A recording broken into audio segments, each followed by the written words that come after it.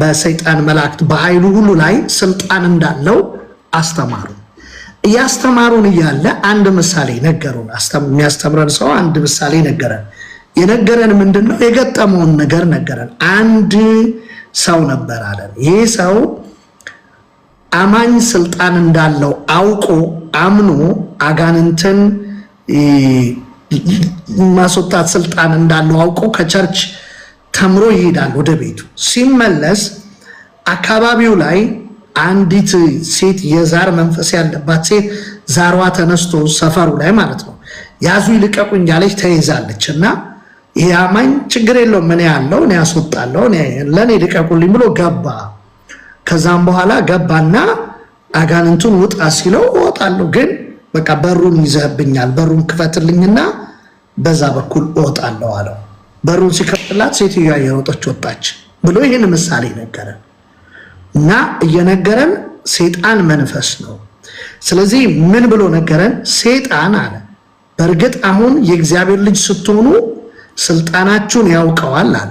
እሱም ብቻ አይደለም የሚያውቀው አለ እውቀታችሁንም ያውቀዋል፣ የእውቀት ደረጃችሁንም ያውቀዋል። በዛንም ይመጣባችኋል፣ በዛ ይዋጋችኋል አለ።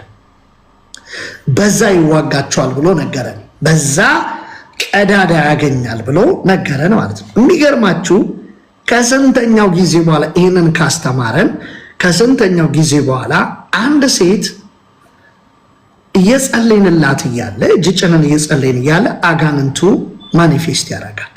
አጋንንቱ ማኒፌስት ያደርግና ከዛም በኋላ ሴትዮዋ የአጋንንቱ ይለፈልፋል። እየለፈለፈ ውጣ ስንለው ልክ ያንን ያስተማረን ሰው ያስተማረውን አለን። የሚገርማችሁኛል ምን አለን? በሩን ክፈቱልኝና ልውጣ አለ። ከዛም በኋላ የዛኔ ስላወቀን ኖ ብለን እንዲህ ነው ብለን መጨረሻ ላይ እንዲወጣ አዘዝ ነው። አጋንንቱ ለቆ ወጣ። አጋንንቱ ለቆ ሄደ። ማንኛውም አማኝ እንኳን ዴሊቨርድ የሆነ አማኝ ቀርቶ ዴሊቨርድም ሳይሆን እንዲሁ አማኝ ይሆን ማለት ያው ብቻ ዋን ዌይ ኦር አናዘር እያንዳንዱ አማኝ ዴሊቨርድ ይሆናል። መጽሐፍ ቅዱስ ሲናገር በጨለማ ስልጣን ስር እንደነበርን ስለሚናገር ማለት ነው። ማንኛውም አማኝ በእግዚአብሔር ቃል መሞላት አለበት። በእግዚአብሔር ቃል ካልተሞላ በጠላት ድጋሚ አታክ ይደረጋል። በጠላት ድጋሚ አታክ ይደረጋል፣ ይመታል፣ እድል ያገኛል። ሰይጣን በተለያየ መልኩ ወደዛ ሰው ህይወት ውስጥ ገብቶ የሚበጠብጥበትን እድል ያገኛል። ስለዚህ